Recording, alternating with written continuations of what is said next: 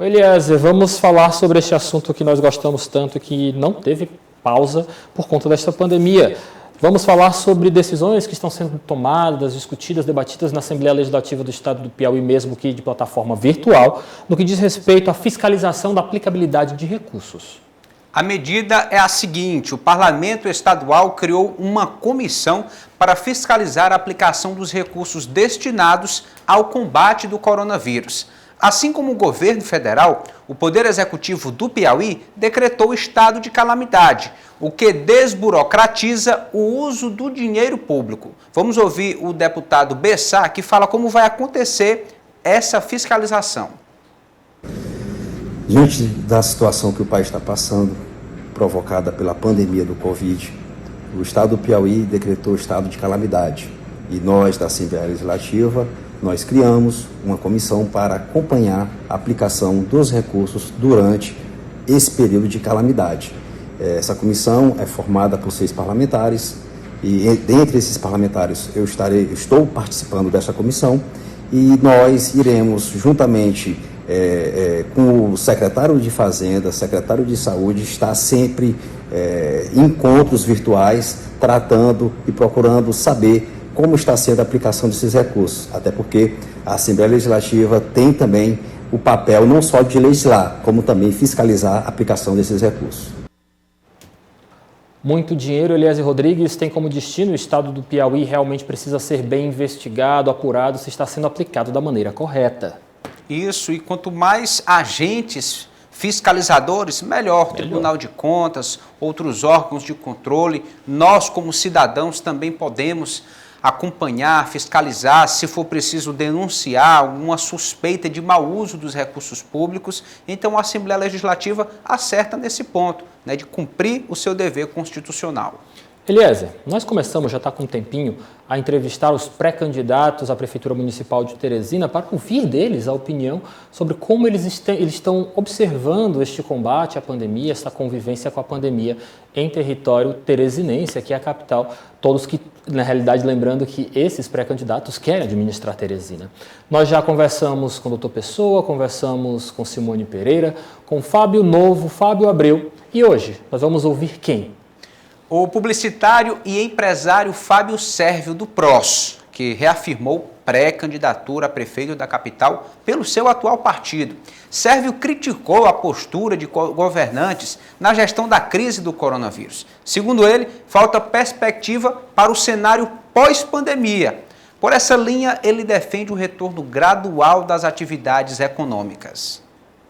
O que é preciso ponderar, priorizar nesse momento, né, considerando toda essa crise do coronavírus?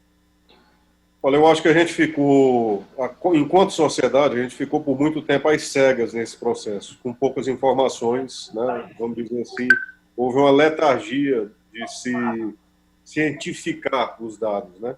A gente viu a coisa acontecendo lá na Europa, achou que não ia acontecer aqui, de repente chegou e pegou um país, vou trazer até a nível local, e pegou um estado que já tinha uma saúde em caos, já tinha dificuldade de manutenção de hospitais, com poucos leitos de UTI. Então foi uma corrida, né, que a gente, enquanto sociedade, pagou um preço para que os governos tomassem medidas paliativas ou emergenciais para oferecer o mínimo de estrutura hospitalar. Então, todo mundo teve que ficar em casa, né, nessa quarentena, para que desse tempo para esses governos, né, para o governo estadual e para os governos municipais, correrem atrás do prejuízo de anos e anos de falta de investimento em saúde pública. Na prática, o que aconteceu, na minha opinião, foi basicamente isso, né? Bom, e no que diz respeito às medidas adotadas, à transferência de renda, os programas para a área da saúde estão suficientes, satisfatórios? Olha, eu acho que num momento desse, nada é suficiente, nada é satisfatório, né? A gente está vivendo um quadro, está vivenciando um quadro que é inédito para todos nós, para a nossa geração, para a minha, para a sua, e para as gerações que já passaram, né? Ninguém soube lidar com isso. Eu queria lhe perguntar esse ponto. Quando isso deve acontecer? A reabertura do comércio, qual o melhor momento na sua percepção? Na minha opinião, eu acho que isso já deveria ter sido gradativamente imposto. o que era preciso fazer desde o início? Tomar medidas sanitárias. Por exemplo, uma coisa que eu não entendi. Por que o uso da máscara obrigatório demorou tanto para ser regulamentado por decreto? Isso deveria ter sido na primeira semana. Por que o uso, oferecer o álcool gel nos supermercados, demorou tanto? 15 dias depois foi que eu comecei a ver nos supermercados uma pessoa na porta limpando, oferecendo álcool gel para quem chegava. E o impacto disso no momento de pré-campanha? O calendário eleitoral está mantido, então, para todos os efeitos, estamos em uma pré-campanha. Qual o resultado, o impacto, o que mudou nesse momento? Acho que mudou tudo, né? Nós, em Teresina, por exemplo, não temos candidato em lugar nenhum. Né? Não temos pré-candidato mais. Não tem, porque, assim, no extrato da eleição, o candidato que seria da Prefeitura de Teresina, ele já largaria aí com 20%, 25% de intenção de voto por causa da máquina pública. Cadê esse candidato? Ele não existe mais. Né? O eleitor está perdido, ele não sabe o que vai fazer. Há um sentimento que a gente percebe de revolta muito grande, né? Com o que está acontecendo, isso é fato. E essa revolta não é... E aí eu quero colocar a minha percepção como comunicador nesse processo. A revolta das pessoas não é pela quarentena. A revolta das pessoas é pela falta de perspectiva do que vai ser feito depois. Então, gostaria de esclarecer o seu posicionamento específico nesse momento do pleito. O senhor foi procurado por alguns partidos, como progressistas, PSD, para tentar conciliar uma pré-candidatura a vereador, a prefeito, ou compor como vice. O que está definido? Então, assim, a gente vinha na nossa caminhada há um bom tempo. Eu até dei uma entrevista para você no dia, há uns 2 meses atrás, 3 meses atrás. Falei que a gente estava num processo de isolamento político.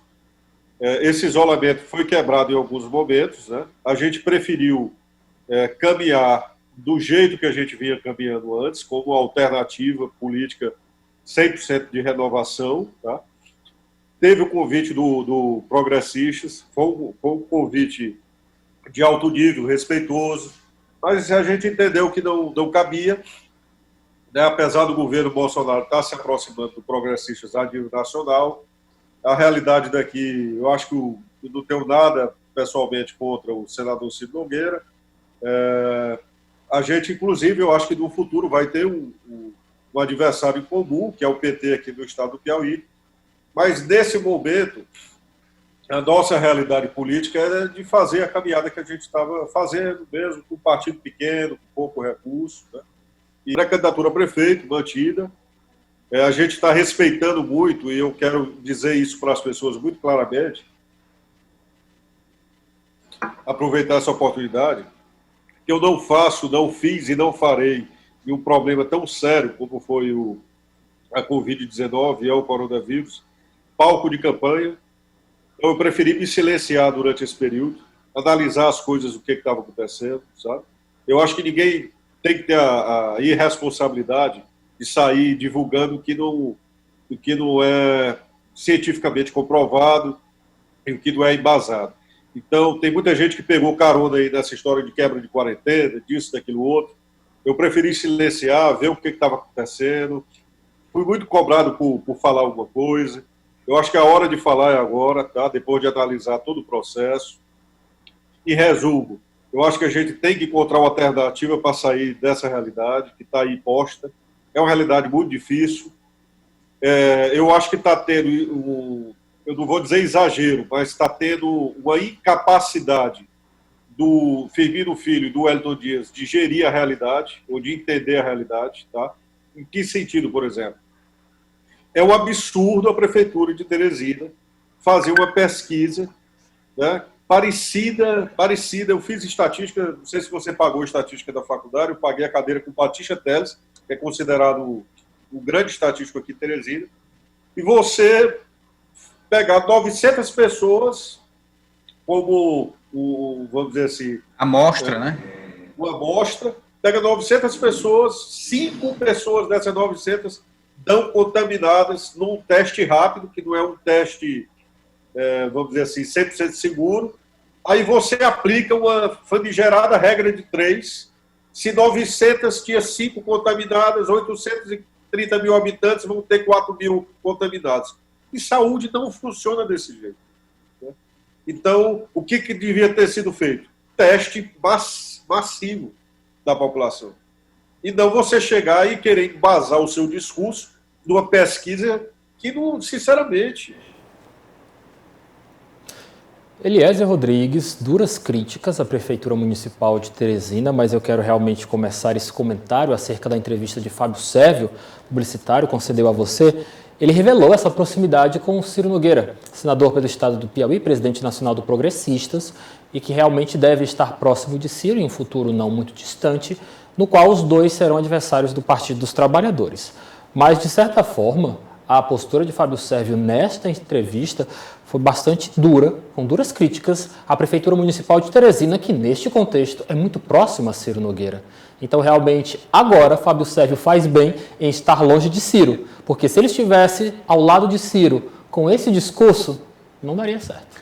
Que situação! Fábio Sérvio se mantendo como um pré-candidato de oposição, portanto, naturalmente fazendo críticas, apontando falhas na atual gestão do prefeito Firmino Filho. Mas eu quero lembrar, Lívio, que o senador Ciro Nogueira, na verdade, é aquele que passeia em todos os campos partidários, conversa com todas as lideranças, está aliado ao governador Wellington Dias, ao prefeito Firmino Filho e agora, por último, até com o presidente Bolsonaro, em uma reaproximação, aí considerando esse diálogo do presidente Bolsonaro com o Centrão.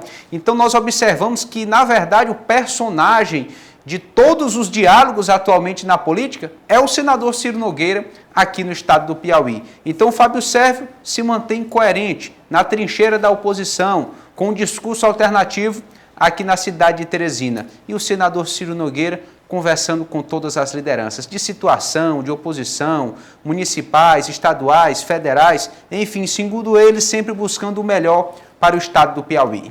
Eliezer, Fábio Sérvio também defende concretamente a reabertura do comércio, seguindo, é claro, as medidas sanitárias necessárias.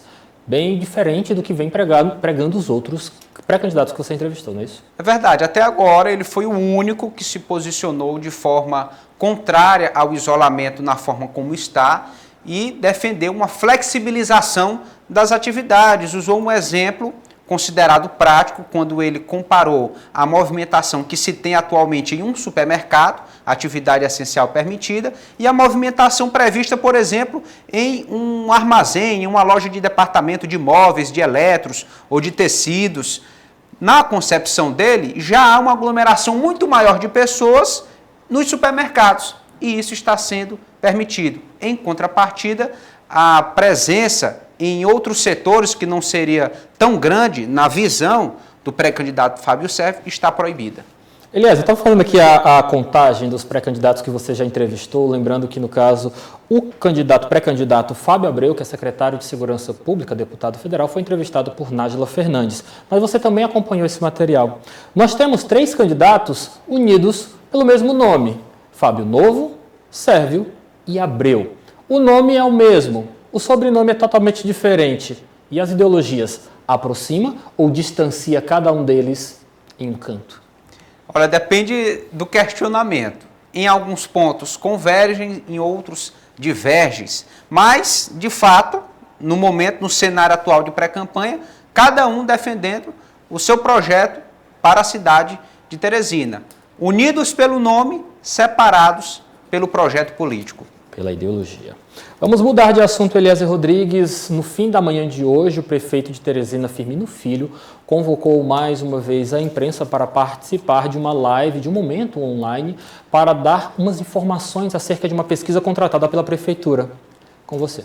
Exatamente, essas pesquisas acontecem a cada final de semana e o prefeito Firmino Filho tem procurado compilar os dados e apresentar periodicamente à imprensa. Então, nós estamos aqui em uma 4ª etapa de pesquisa que foi realizada entre os dias 8 e 10, portanto, no último final de semana. Por essa pesquisa, os dados, os casos confirmados de Covid-19 em Teresina atualmente são de 847. Esse é o dado oficial de pessoas que manifestaram algum sintoma, foram testadas e comprovadas com o coronavírus. Mas a estimativa da prefeitura, pelo cálculo amostral utilizado nesse tipo de pesquisa, é de que pelo menos 17.297, quase 17.300 pessoas estão infectadas em Teresina.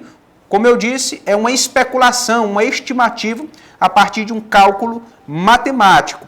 Este cálculo também permite uma margem entre otimista e pessimista, um cenário mais diferente. No cenário otimista, nós teríamos em Teresina pelo menos 9.368 pessoas infectadas. Na pior das hipóteses, 25.207 casos de Covid-19 aqui na capital do Piauí. Então, a prefeitura ela não trabalha só com os dados oficiais. As ações do prefeito, do chefe do executivo, são baseadas também por essas estimativas, essas especulações matemáticas. Bom, divisão por zonas, já trouxemos em outro momento aqui também este panorama da prefeitura a partir das zonas da cidade. Na Zona Leste, com 19% da população atual de Teresina, lá estão 20% dos casos confirmados de Covid-19.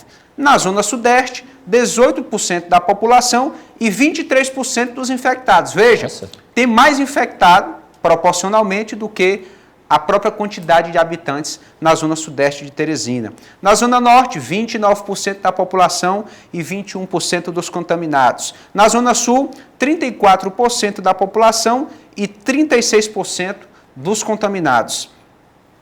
População feminina representa 53%, ou seja, mais da metade da população de Teresina.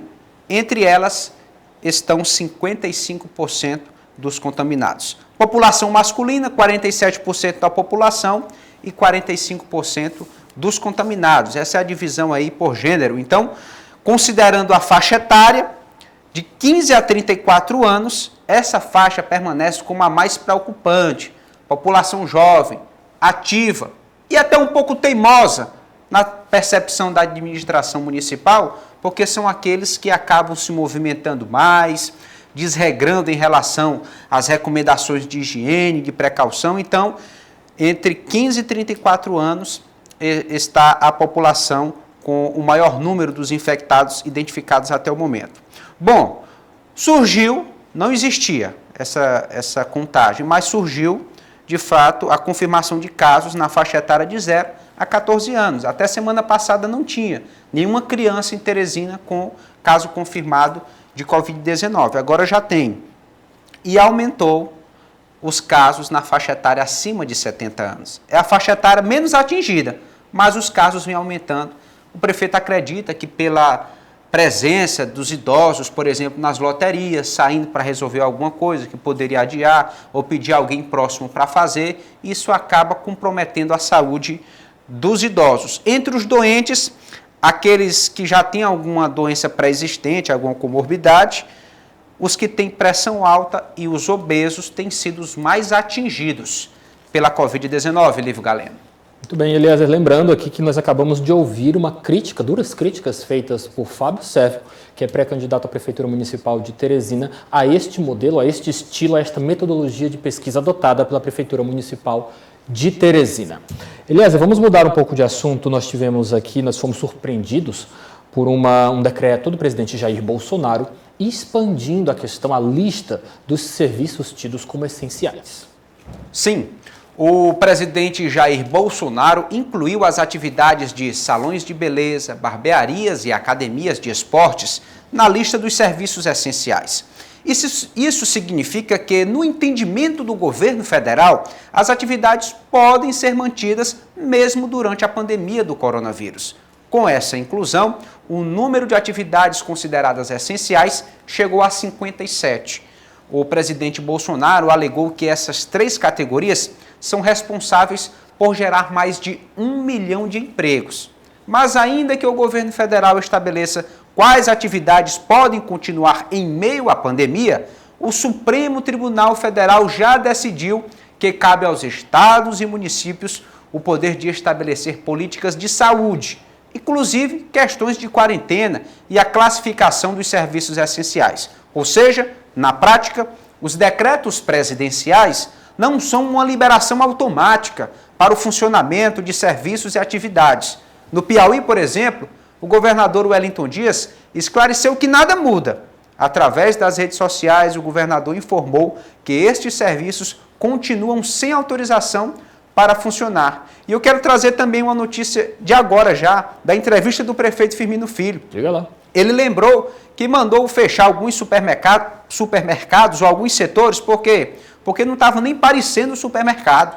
Não estava se vendendo só alimento e outros produtos básicos, de limpeza, enfim, que uma casa, uma família precisa. Tinha muito mais, parecia loja de departamento, parecia loja de outros segmentos, oferecendo ali eletroeletrônicos, refrigeradores, outros acessórios considerados não essenciais no momento. Por isso que ele, prefeito, assumiu um pulso forte de mandar fechar, de proibir, assim como também a comercialização das bebidas alcoólicas. O prefeito usou o exemplo emblemático da decisão acerca das lojas de conveniência. As lojas de conveniências estavam fechadas. Entrou-se na justiça, a categoria reclamou no Poder Judiciário, a justiça liberou a abertura, mas sem a venda de bebida alcoólica. Por quê? Porque as pessoas, inclusive na própria declaração do prefeito, estavam exagerando na bebida, nas comemorações, mesmo dentro de casa, aí com essa moda das lives, enfim. E aí as pessoas bebiam, se embriagavam, iam transitar na rua, de carro ou de moto. Final das contas, acidente. O HUT, quase que, como sempre, movimentado por vítimas de acidentes de trânsito. E o momento é de priorizar aqueles que precisam de atendimento por conta do coronavírus e não por causas evitáveis, como os acidentes de trânsito. Elias, ainda falando sobre esse assunto, eu queria realmente, vou lhe expor a minha opinião, quero ouvir a sua. Se a justiça brasileira já decidiu que realmente o que vale no ambiente municipal e ambiente estadual são os decretos de cada poder regionalizado, no caso, o que vale aqui em Teresina é o que define o prefeito Firmino Filho, o que vale a nível de estado é o que define o governador Wellington Dias. Qual a funcionalidade desse decreto presidencial de Jair Bolsonaro? Não seria, de certa forma, querer jogar para a plateia decidir, causar mais uma instabilidade política, mais uma instabilidade na sociedade, visto que, de certa forma, o decreto presidencial não tem valor. O que tem valor na prática são as decisões de prefeito e governador. Isso só aumenta o clima de instabilidade, o clima de desconfiança, o clima de insatisfação entre a população e os gestores imediatos, no caso prefeitos e governadores. Concordo com você, Lívio Galeno. Veja, o presidente Bolsonaro está ciente e já declarou isso, que a decisão dele, aquilo que vem via seus decretos, não vai ter um valor imediato, porque exatamente depende das decisões regionais. O STF entendeu que o Brasil é muito grande e muito diverso e cada região tem reagido da sua forma a esta crise. Portanto, os gestores locais é quem devem tomar as decisões. Então, eu vejo o presidente tentando sustentar o seu discurso. Desde o início, ele é a favor do isolamento flexibilizado, só para grupos de riscos, como os idosos e pessoas com doenças pré-existentes. É como se ele dissesse assim: estou mantendo a minha defesa. Por mim, seria assim. E ali está oficializado através de decreto, mesmo que isso não tenha valor na prática.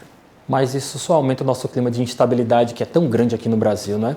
Realmente fica, já que foi jogado para a plateia, cabe agora a plateia decidir o que vai achar sobre essa situação, mas que tenha sua opinião, mas que não manifeste, não passe para frente ódio. Se você tem sua opinião, é um direito seu aí de casa realmente ser a favor ou contra do que disse Wellington Dias nas redes sociais, do que disse Jair Bolsonaro através desse decreto presidencial.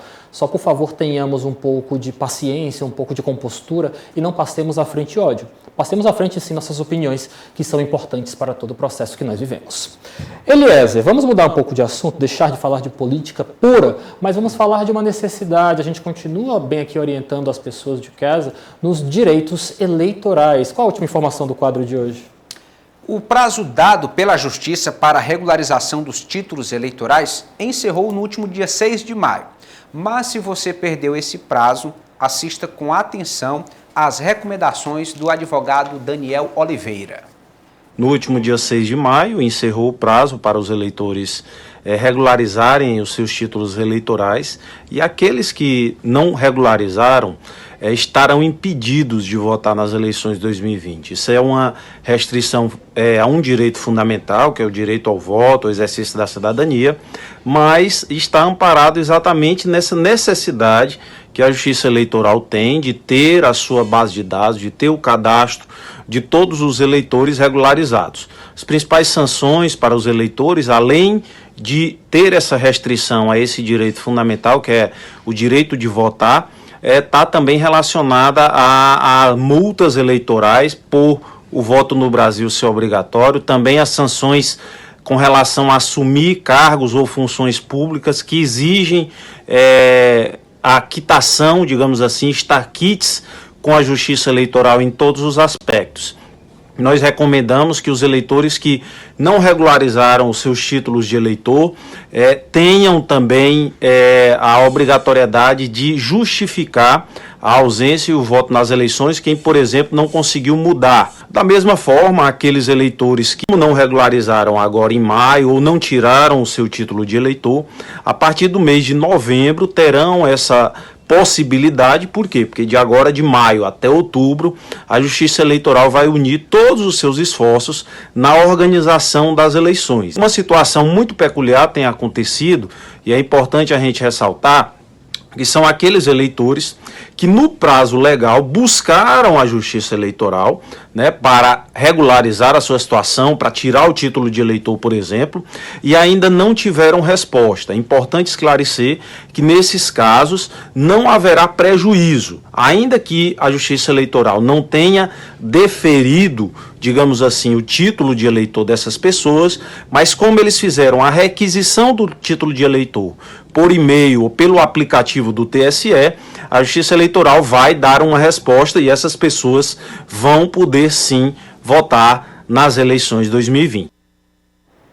Mais dúvidas, você confere os esclarecimentos no portal odia.com e, é claro, você também pode procurar um especialista advogado nessa área eleitoral para não perder o seu direito, não é isso, Eliezer?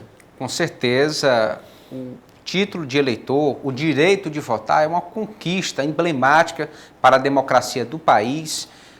O fato de não votar em um país onde é obrigatório o voto traz implicações, então a Justiça dá uma alternativa para que o cidadão, da sua forma, na sua cidade, consiga se regularizar e participar ativamente, diretamente, da escolha de seus representantes.